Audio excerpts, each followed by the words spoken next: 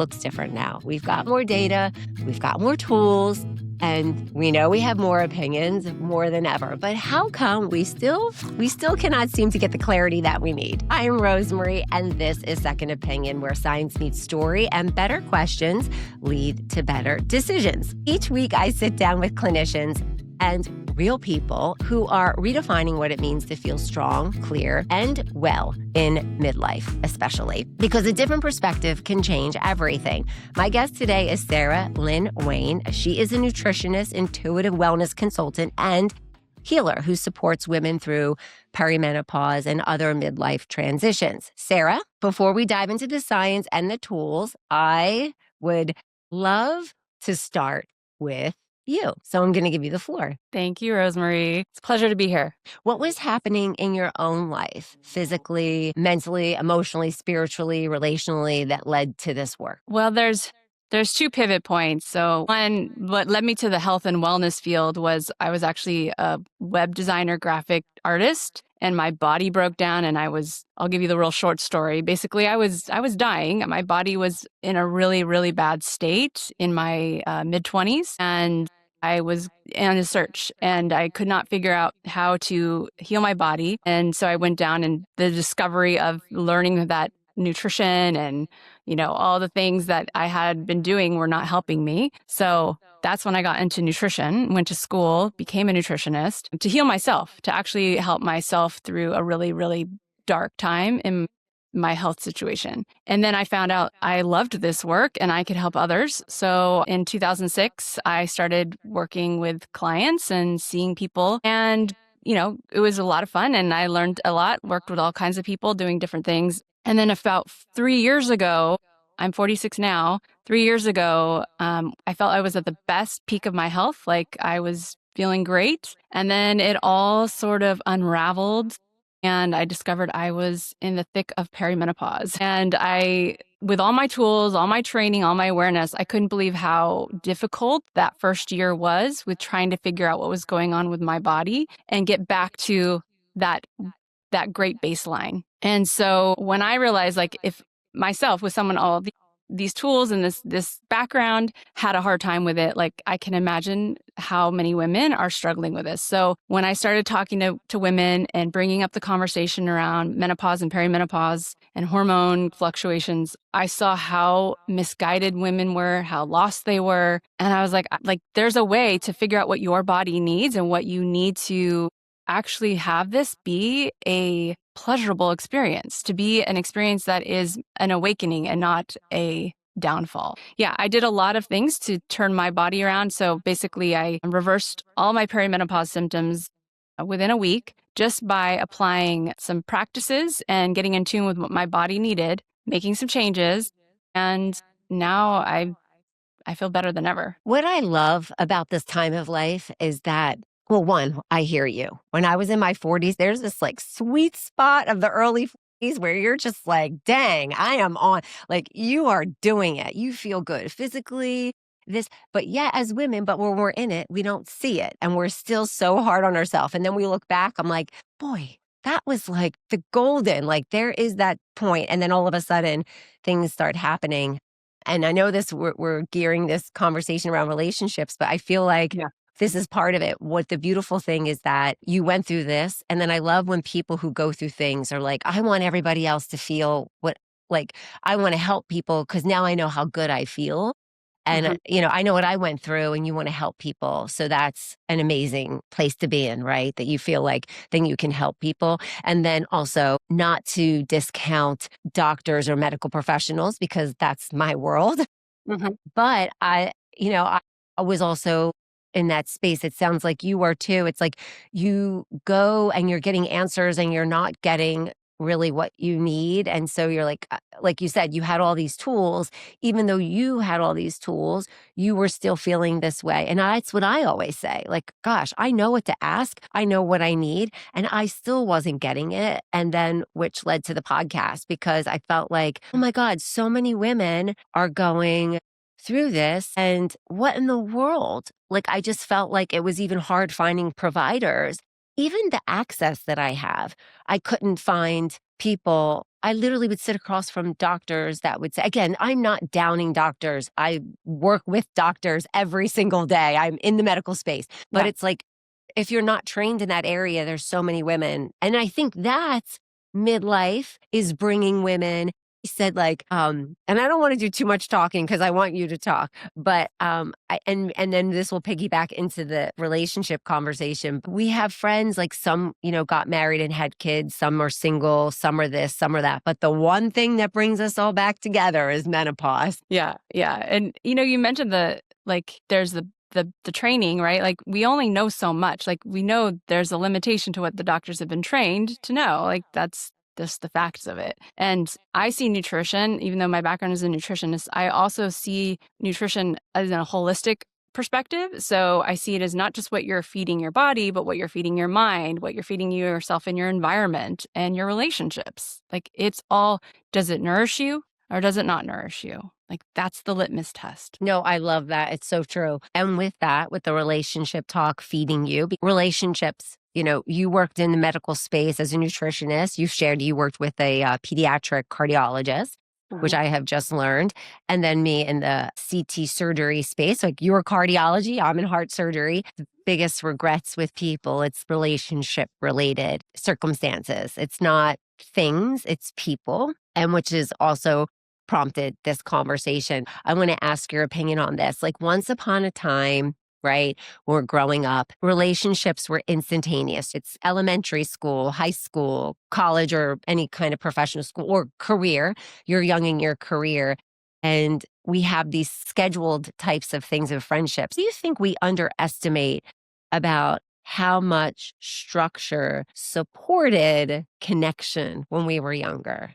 Does that make sense? Yeah. Yeah.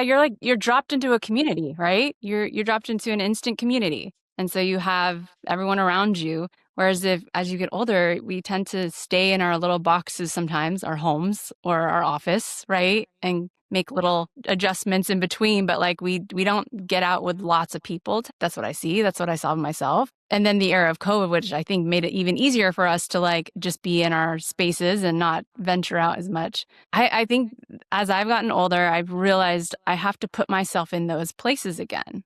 Like I have to, so having community where we actively go and participate out, whether it's going to a class, like I take Aikido, so I go to my Aikido class to train, but it's also like a family. Actually, recently I started taking dance classes again because I realized I loved dance and I hadn't been doing it forever. And it just kind of came in. I was like, as we're going through menopause and perimenopause, we have to move our bodies more. So I think bridging community with moving our bodies is also a really nice way to do it. No, you're so right. The whole dance, because there's been some really cool dance classes popping up here in New York. And Nice. I thought that to myself, and I thought, oh, when I was young, we did that every weekend. We would go out dancing. You're physically moving, you're connecting, it's fun. But we didn't even realize like how healthy that really was. Like you said, you were dropped into a community and then you're dropped into a cubicle. But it's funny, it's not that easy to connect in meaningful ways as an adult. I think we become more guarded, or people around us, you become more, right? I think there could be there's a nuance to it where it's like sometimes it's like you're either guarded because of trauma or, your heart's been hurt a lot. And so you block people out, or you just have a new standard for what you will be available for or not be available for when it comes to people. I don't know if you found that where it's like some of it's learning to like just be better at relationships as we get older. I work with people who have a lot of trauma. I should mention that too. Like a lot of times emotional trauma from relationships affects our physical health, right? So people come to me with their physical health issues, but we always see the connection to the relationship traumas. It's like a core thing. And so healing the heart, healing our ability to really connect to ourselves and be able to connect to others. I think there comes a point, I usually see this in 30s and 40s, where if we don't address that, we can really shut people off. Interesting. Well, what you're saying is on cue with some of the research that I was reading. I was reading multiple different sources from Psychology Today, Harvard, and there really is a big reported an uptick of loneliness in Mhm. midlife. Do you see this in your practice at all? Like when you're seeing women with these transitions, this feeling of loneliness that in are they in alignment with the stats that I'm reading? I would say I see that in probably 80% of the people I see. Oh, Not wow. all, but there's a huge chunk. And I mostly see women, like 99% of who I see is women, occasional men, but mostly I'm focused on women. And so there's just a lot of nuances to it, but it's like you get caught in your world. You're in your, taking care of your family, or you're taking care of your elderly parents. And it's like you don't tend to have as much bandwidth to nurture those relationships. And then whatever else complicates it in your life too. Like I have a special needs child with a brain injury. So I'm a continual caregiver at a very high level. So I just had to drop a lot of my relationships over the last 10 years because it was just too much to try to maintain that and, be mom, run a business, right? All that stuff. So I think depending on how our life unfolds, like it might be more challenging. And I see this with a lot of women where life just pulls you through and you have to kind of handle what's in front of you. And Mhm. then our relationships drop off. And then we, like 10 years later, you're like, wait, I haven't talked to that person in so long. Like, I think there's always those friends who like you can just pick up. I don't know if you have some of those where it's like you don't talk for years, but then you connect and it's like, okay, like they're there. But I've noticed since, moving and seeing a lot of people I know moved a lot there, it's like you also have to reignite and reconnect and find community again.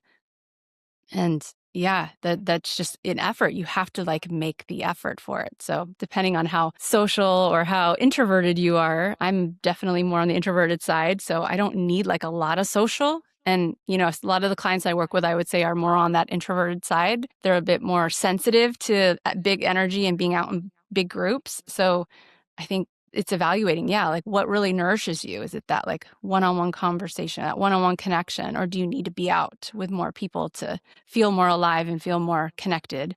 But at the core of it, like we all need community. We don't want to underestimate that, right? Like we all need to have people in our lives that we can reach out to. And I think that's the loneliness epidemic you're talking about, right? Where it's like some people feel like they don't have anyone. And when our hormones are all fluctuating and we're feeling anxious and not in our cognitive, like the prefrontal cortex is misfiring because of the brain shrinking. Literally, you can see this in scans that our brain changes during perimenopause and menopause. It looks different. I don't know if you've seen these images of this brain scan, but yeah, it's like the lights are changing. And so to navigate all of that and relationships, if you don't have core strong relationships, sometimes it can feel like, I think that is a really challenging time to reach out to people sometimes when you're in that state. I No, I found agree. personally. Personally, yeah. Well, and you hit on so many different things. I know, like community, even with the blue zones, where centenarians, like these communities where people live the longest. Yes, they had their diets or the way they move their body, but community, how they take care of their elderly, it's a beautiful thing. These are the people that are living the longest. Sometimes when people say they're alone, I don't know. It's not that people don't take it seriously, where it's like if you have a physical ailment, right? It's like, oh, we need to fix this. Mhm. My lab results say this. But loneliness, now that I'm thinking about it, I wasn't even thinking about this when I was preparing for the interview, but it's looked as more like a stigma. Like, I don't know. I don't know if So you're lonely sometimes is like a stigma? yeah, sometimes I feel like Mm. maybe also because 'cause I'm in a world that's very like go, go, go, like I'm around a lot of high performing people, very Mhm. performance-based people in the medical space, and then even in the journalism space is very much like, this, this, this. But I feel like sometimes, I don't know, loneliness, I sometimes feel like people don't not that they don't take it seriously, but yeah, I think think I don't think it's taken seriously enough. what you're saying, I think, is like the epitome of the worst type of loneliness. It's the loneliness when you're around a lot of people, the loneliness when you've got a lot of people around you. You're in a field where you're seeing people, saying hi to people all day long, right? You are connecting with your clients, but it stops at a certain level. Like, I think it's that real connection of like someone really seeing you that breaks that wall of the loneliness, right? And Mhm. so when we don't have that, I think of it as like pure presence, like when someone can just hold presence and just be with you and see you. I mean, literally on a physiological level, that's the oxytocin, that's the serotonin, like it activates that with you. And I noticed that, like I got a lot out of being with clients on Zoom and doing like the virtual. And it was like, felt like I had a lot of people in my life. But I realized I'm like, but at home it's pretty minimal because we didn't have a lot of community where we lived before. We moved, and I saw this with, a lot of people talking to who in my world where a lot of people have moved lately over the last few years. And when you lose that community, you lose the people who are in your day to day. And it's like that, I think, is the core emptiness, right? Hmm. When we don't have those deeper connections. It's like seeing people at the grocery store, saying hi on the street, like that's nice. It's good to have that. But who in your world will stand with you? Who can you just open up and talk to about? And, in my 40s, I realized I had I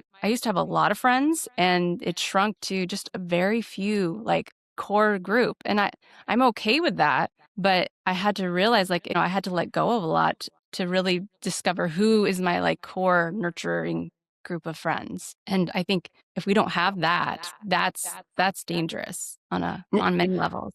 Yeah, and, so I was just peeking down a little bit, but, studies showing, like Psychology Today, AARP, I looked at as well, and some University of Chicago. People 45 to 65 are the ones reporting some of the highest level of loneliness in the US.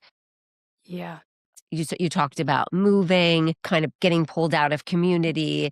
Is there anything else that we didn't talk about before we move on? And why is it like this group from 45 to 65? Yeah, so I wanna highlight the hormone fluctuations and how I think, because I experienced this myself, like, going from being really social, even though I'm an introvert, like, my core group of friends, I was very good at reaching out, but when we're under high stress, this is what I see, like, when we're under high stress because of our life situations, and then our hormones are fluctuating, we're like, estrogen, progesterone are dropping, which is your, like, feel good, everything's I'm safe, like, those hormones are gone, so you don't feel that. And I know when I don't feel my best, I don't like to reach out to people. And I'm not saying that's healthy or not, but it's like I tend to be more self-preserving and just I want to reach out more when I'm feeling good and I'm in a good mood, right? And I think that's where I'm so grateful for, like, the core group of women who I have in my life. There, a few of them who I can reach out to on my dark days. But even then, I think a lot of women, we want to be strong. We want to be tough. Like, we want to, like, put this persona, like, I got myself, I got life, I got it together. So, I mean,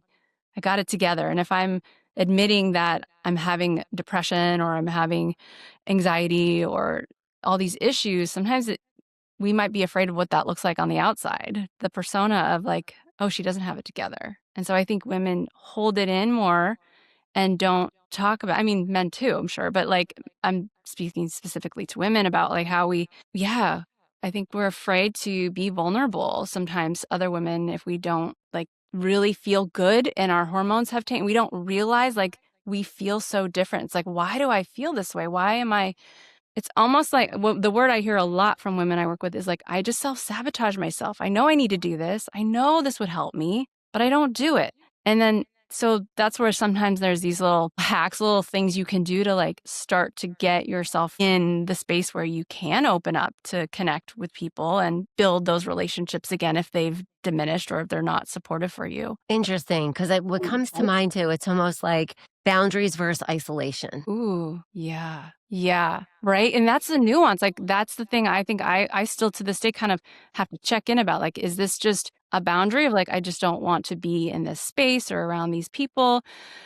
Or, yeah, is it Yeah. self-preservation? Like, yeah, it's a good check-in, like, and that's where I talk a lot about, like, presence and checking in with, like, how do you feel? Asking yourself these questions in the moment, like, how do I feel about this? What is this doing for my body? And your body has clues. It gives you literal, like, yes and no's to things if we know how to tune into it. And that's what I've learned as a skill to, like, tune in, like, because you hear all this outside stuff about what you should be doing, who you should be connecting with, who you shouldn't be connecting with. Like, I notice this a lot when I go into the matrix of the online world. It's like you see so many opinions. And if you aren't strong in who you are and, like, connected to your inner truth and your inner guidance, it's very easy to, like, get caught into other people's worlds and realities. And I think that we can think that we're being lonely, or we can think that we can start to put, like, labels on ourselves of, like, well, I only have two good friends. Maybe there's something wrong with me. But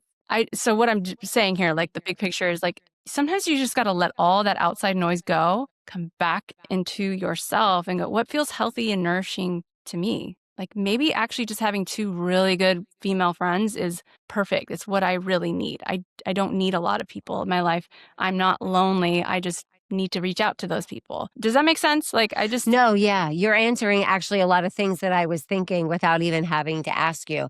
Because I Mm, also, having some friends, like you talked a little bit about having it all together, mhm. um, and perception and what is okay. Just to kind of like go through some of the things that you mentioned.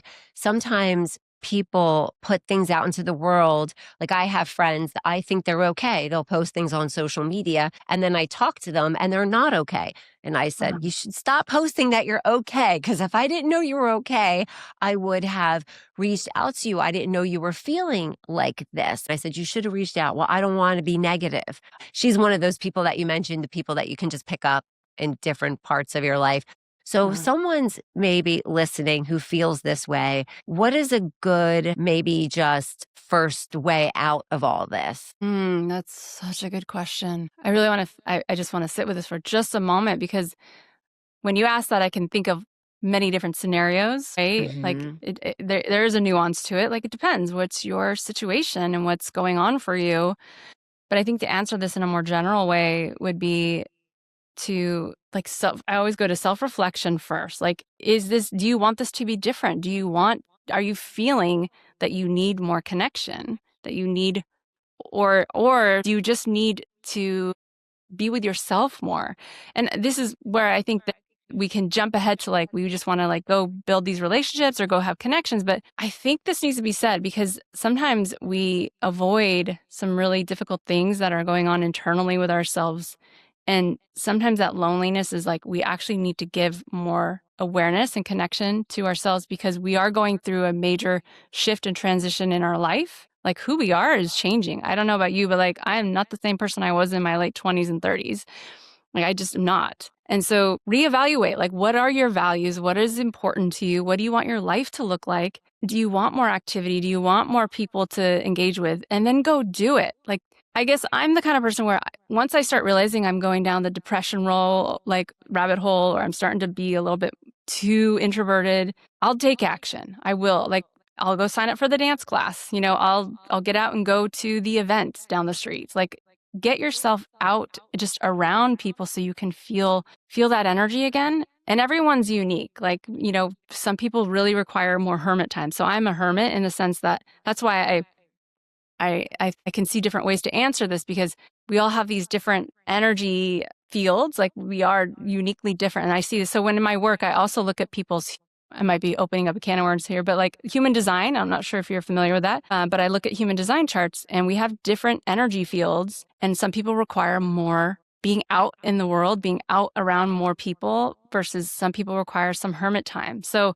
what season are you in? Like, are you in a season right now where like you kind of need to hunker down and do what you need to do to turn your life around or to figure out yourself better? Or are you in a season now where you're like, no, I really want to put myself out there more and just engage. Just go do it. Go look online. Go, open up sometimes I'll just like go take a class at the local, community college because I just need to get out and do stuff and be around people. That too, right? Or maybe you do need to see a therapist and someone who you can really talk things through to help you navigate that and be like if you're having issues with relationships and your relationships aren't where you want them to be, it's always introspection and looking at like, yeah, what needs to be potentially healed in me? What do I need to look at with myself? And from there, like decide what it is you want to be doing out in the world. I don't know if that makes sense, but I think there's two people. It's like some just go out and go do it, go, solution. I see what I need to do, go do it. And then some people, it's like, I need to sit with myself some more. So I hope that makes sense. I kind of answered it in two ways. It was really good. Like you Mhm. said, like some people might do this route, some people might go that route. So it's, and I was thinking too, if I'm looking at the statistics, chances are you know someone who feels the same way you do. So that makes it an easier conversation. I think too in midlife, we're less filtered. We are I'll better agree at to that. communicating. For those people who still feel like that they need to people please a little bit, how do you like communicate your needs? Maybe if you're in a relationship, like you said, there's different types of lonely. You could be in the same house with someone with a whole group of people and still feel this way. and Yeah. need space. And I think sometimes that can feel like the worst kind, like, because I grew up painfully shy. So I definitely, and I had to actually work my way out of being a painfully shy person to being someone who like loves to engage and talk to people. And so I think I have this interesting perspective of seeing both worlds. Like I love being around people. I love talking to people, but large groups kind of make me go inward more and I just observe. So yeah, like I think, repeat that again. I don't even Sarah, I say so many things. I'm like, what we were talking about before we got on the podcast, I'm Yeah. gonna go sound something. Okay. I'm like, I should have I wrote got it. that down. Yeah. Yes. Okay. So being lonely in the same house, like, ooh, this is so good. Yes. So yeah, relationship. I mean, even my marriage like has changed in the last few years. Like we got together when we were in our 20s, our mid 20s, late 20s. And now it's like my husband's 50, I'm 46. And like we've had to completely look at how we want to be in our relationship now. And I think sometimes it's like you have to have that conversation with your friends, with your partner, like, what do we want now? Like, I think it's time to reevaluate because we can get into the day to day of just like going through the motions. And I think that's what brings loneliness is when we don't pattern interrupt that and just have some more meaningful conversations of getting to know each other in this stage. Like, and now that we're talking, I think about that. I'm like, wow, I think about some of my friends I really want to reach out to now and say, you're my age. Like, what are you going through right now? Like, let's drop the surface level. Like, let's find out how are you feeling right now? Just asking that question, you know, asking that to others. And that's the thing that's coming through right now too, is like, if you are feeling like people aren't reaching out to you, you're feeling lonely, you're feeling like, gosh, no one cares about me. The most important thing is if you want something, you have to give it. And that can feel challenging. I get that. But that is the reciprocity. And that is the law of reciprocity, where you give what you want to receive. And so finding ways to check in on people, like giving. And actually, I saw a statistic about this that like being of service, like when you're the loneliest and the most depressed, going out and just like giving freely and helping others actually does so much to like pattern interrupt that and change that cycle. So I think that's the answer that I want to come to with that is like, you just have to go out and give what you want, feel depleted by it. Yeah. Wow. I'm glad you brought that up because, yes, that's something I've thought about in other outside of this topic, but bringing it to this conversation or thinking that somebody automatically knows. People get upset. Well, you should know what Mm. I need, especially if you're in the same household, especially so much in relationships. I see it with my married friends. And, like you said, also, we've got so much going on hormonally and chemically that you're dealing with it. They're dealing with their home. Men go through things, women go through things. You have then the third thing is what you're going through together. So you brought up a really good um point. That in itself is a podcast almost Mhm. on like divorce and Well, how relationships abruptly come to a halt. And it's really how some begin and somehow end because basically it's because of your estrogen and your testosterone. yeah. You'd be surprised how many women I've read comments about who've said they got divorced during menopause, perimenopause, and then after they went through menopause and the hormones, they start to fluctuate back to normal a little bit. They're low, but after you reach menopause through that transition period, you tend to feel a little bit more regulated, hopefully if you've taken care of your body, and they get back together with their partners. Like they decide, "Oh, that was just not me. Like I was in a different brain." And I felt this actually myself too. I don't know if you feel like, you can't handle the people around you. Everyone's annoying you and bugging you. And they're like, how do I have close relationships if I'm having these like challenges? I just want you to like recognize that your brain is creating a lot of this flux of being able to feel comfortable in your own skin and being able to like receive other people too. So don't ignore that. Like do something about that, whether it's, helping balance your hormones naturally or with replacement therapy or whatever you choose to do, doing it in a way so that you can feel more regulated so that you can be regulated in your relationships. Because I think there's just like that triangle thing of trying to go like have a healthy relationship when you're not feeling healthy in yourself is just, it can feel like a real uphill challenge. Yeah, I mean, I see some of my friends going through this and it's difficult to watch too cuz me I'm just personally dealing with things on my own as Uh-huh. a 50-something-year-old woman, those women who are watching with partners, men with partners, do you have maybe some suggestions on how they can start prompting to have these conversations with someone? Maybe what's a step one that you can take?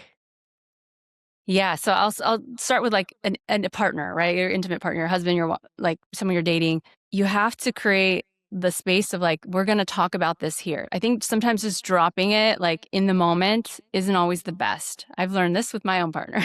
Like just kind of, you got to let them know, hey, we're going to talk about something a little like deeper here, or it's not going to just be surface level. I need you to understand that I'm going through this and I'm changing.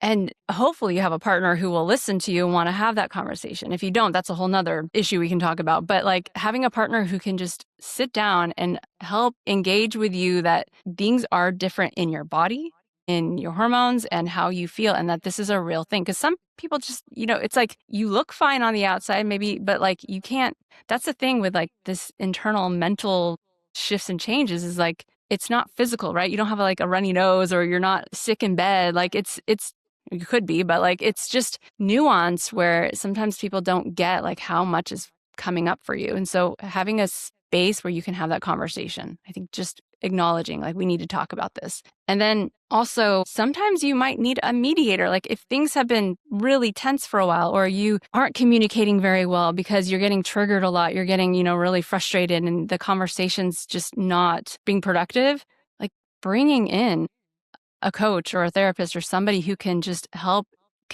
bridge the communication gap, I feel is really important. Like even with all the tools my husband and I have, we have somebody we bring in to like help us have more healthy conversations and see things we're not seeing.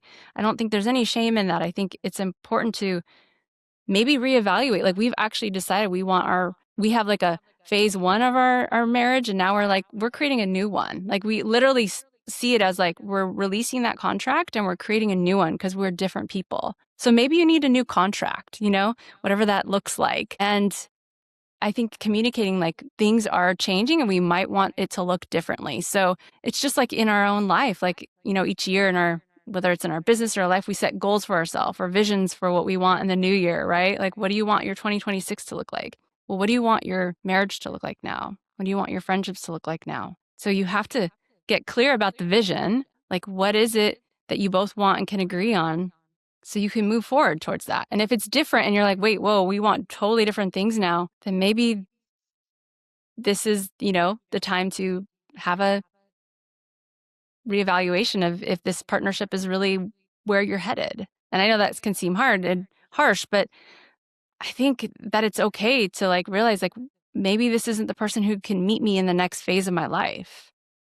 Or the friends you have. Maybe these aren't the friends who are meant to go with you. And I've lost a lot of friends along the way, all on good terms typically, and also sometimes just fading away. And I've learned to just trust that I'm being prepared for a different, aspect of my life, or maybe where I'm going, these people aren't meant to come with me. And that's not good or bad. It's just part of the evolution of our life. So that's me. Like I'm a bit more deep about this and want to like really set the tone for vision and coming together and making sure your values are aligned. And then it takes work, right? Like then you actively have to meet each other in that agreement and evaluate as you go. I guess, I don't know if there's any more you want to add to that or like ask around that. I felt everything. Not only did I hear what you were saying, I was feeling it in my gut when you were saying that because, yeah, you touched on so many things. I love when you said to reframe your marriage like this is a new marriage,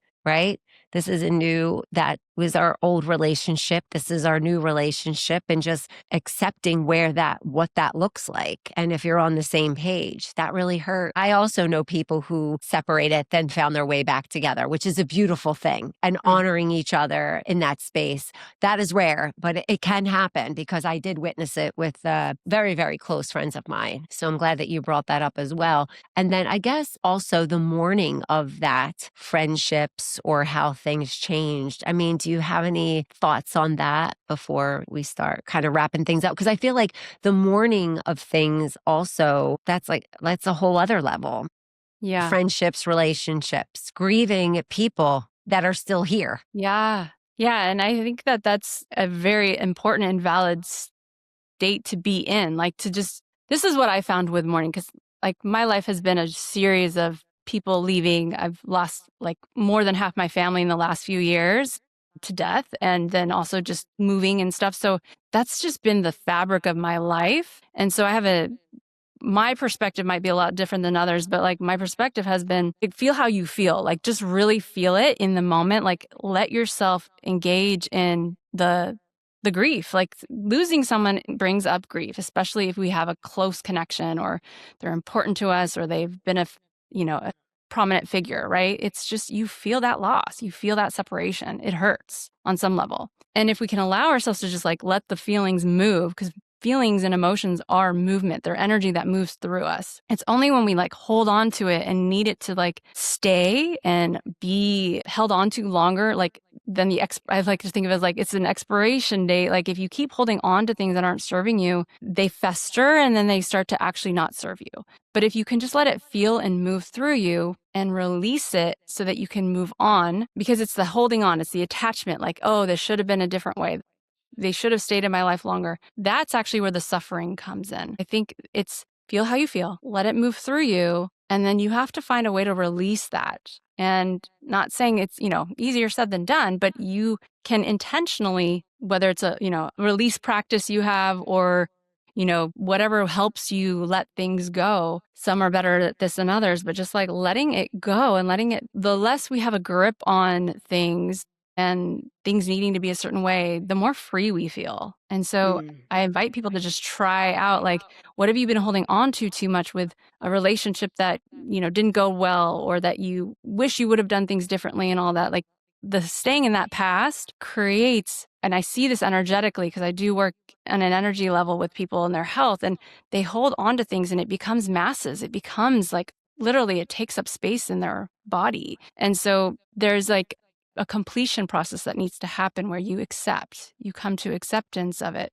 And when you can really accept that this was what I needed to be where I am today, then you can actually garner the gift from that loss. There's always a gift to be had. And I see this with people who are, terminally ill or like they have cancer. It's like those people, the people who come to me with like the most complicated health issues, the ones that I see have the most like profound healing are the ones who saw that as a gift. So seeing the relationship that didn't work out as a gift, like it's going to open you up to something even better. And that's my own perspective, is to see everything as like that could be tragedy. It's opening you up to something even better if you allow it. Beautifully said. Thank you for that. If there's somebody watching who feels disconnected, maybe they're hopeful after watching this and listening to this episode, but they're still feeling a little bit disconnected. Is there something that you could maybe want them to know?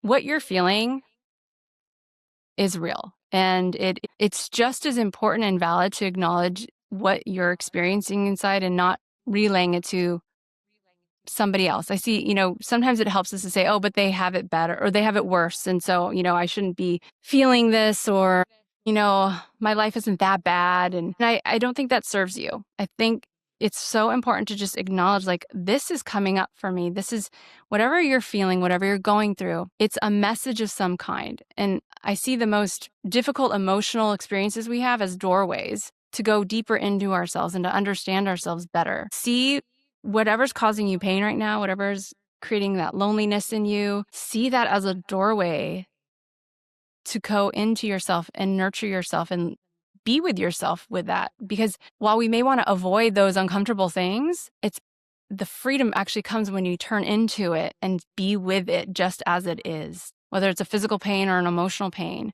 just being with it for that period of time, it's incredible the message that will come through, what you might need to do, or it just releases on its own. And I see that so much, that you have the ability to just transmute so much when you don't escape it and don't avoid it. Wow. Well, thank you for that. That was very beautifully said. So you're funny. I reached out to you. I know you help women transition in midlife, but it was specifically on the topic of relationships. I don't even really know.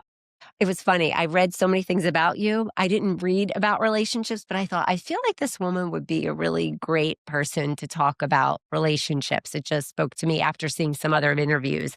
that you partook in. And with that, you're so good with clearly coaching. One, you were in the medical space as a nutritionist, and now as an intuitive and as a coach. So you have the mental and physical. So you've been around a lot of people, read a lot, received a lot of input, given a lot of output. What is maybe some of the best advice or worst advice? Because this show is second opinions. If you can think of anything off the top of your head. The best advice has actually come from my own intuition. I know that may not be the answer you expected, but I'm really serious about that. That has been my life lesson. Every time I outsource to someone else's opinion and I ignore that internal intuitive hit that was like, comes really quick, comes really fast, it's really easy to ignore it. I always hindsight, can see that that was a mistake to ignore it. Always, 100%. I cannot find a single incident in my life where when I ignored that hit, it turned out better. So I have learned to listen to my intuition and my gut, and that's always the best advice. I feel like women, that's our superpower. Whatever you believe in, God, universe, or not, we were born with the gift of intuition because we're physically not strong. Well, some of us are, but we are physically strong because we create life. Our intuition is what protects us. Like, don't walk down this street. Don't go this way. Yes. 100%, 100%. And we don't listen to it. We know. It's like we know, but yet we still seek outside. We want someone to validate what we know. And here's what I say about that outside validation. It's great to go seek it. I go seek people for all sorts of things, but I gut check it. It's like you only resonate with things, you're only going to resonate with anything we've said here when you feel in yourself it's true, right? You'll let go of all the stuff we said here that just didn't feel right or you didn't jive with. But the things we say that you're like, oh, yeah, I'm feeling that one, it's because you know it's true, right? And that, our friends, is that we know in midlife all that time. We finally just start listening to it at a certain point. We knew it's like the Wizard of Oz. Dorothy, you had the power all along. Yeah. But it's true. We spend our whole life looking for validation when we know it, but for some reason we're taught not to trust. But I feel like society, Yeah, I like to think of praying or setting intention is communing with God, source, universe, whatever you want to call it. And the intuition is God speaking to you. It's that voice of the source that is just, it's beyond you. It's I don't see it necessarily as just me, Sarah. I see it as it's the bigger voice. It's the higher mind. Yeah. One of my meditation teachers, he's amazing. He basically framed it too. And it made sense to me where it's praying is almost like you're asking, and then meditations are listening. You're talking to God, your universe, however. Yeah, right? It really helps where you're speaking to him, but then when you're sitting, you're listening to him, or her, or whichever. Yeah, we could go on. And I'd clearly love to have you on for some other things, by the way, because I'm just thinking things at the top of my head.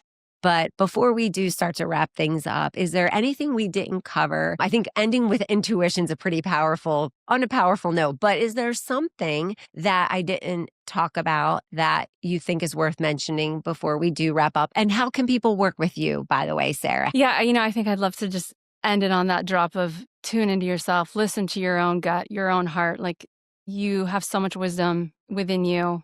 And sovereignty of yourself is so important, especially now more than ever. So yeah, I'll just leave it with that. And then, if you want to reach out to me, I do assessments for women in perimenopause to see where things are not aligning and where they might have some challenges and get to the root cause of their perimenopause symptoms. So you can reach out to me at saralynnwayne.com/assessment, and happy to, look at things for you and give you some intuitive and practical insights. Thank you so much. And you know what?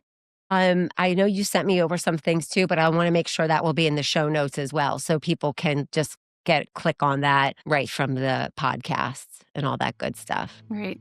Thank you, Rosemarie. Thank you, everyone, for listening. That is a wrap for today's episode of Second Opinion. A huge, huge, huge thank you to Sarah Wayne for bringing clarity, depth, and a real perspective to conversations that so many of us are navigating at this time of life. And thank you again, my audience, for being curious and doing midlife your own way. And before you go, if this episode resonated, just make sure you like, follow, subscribe. I know I do ask these things, but it truly is the best way to support the show and for other people to get this information to them, right? People in midlife who are looking for these types of conversations. And season 2 is officially underway, so I'm very excited about this.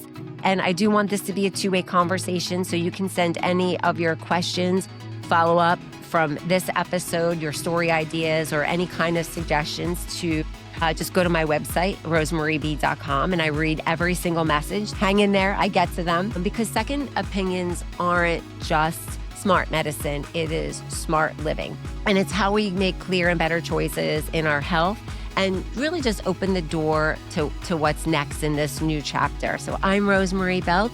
This is your second opinion, where science meets story and age is always your advantage.